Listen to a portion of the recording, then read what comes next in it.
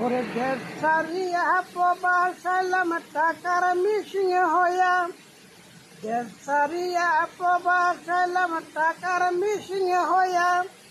টাকা কামাই করতে পারলে পরিবার থাকে সুখে।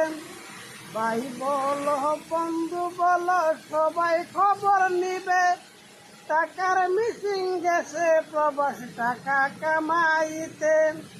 2 দিন পরে প্রবাসেতে একটা কি যে হলে, কেউ তো খবর নিবে না রে টাকার মিশিং তারে। পঙ্গু হয়ে বাড়িতে ফিরবা 2 দিন পরে, কেউ তো তোমায় দেখতে আসিবে না এখন বলে।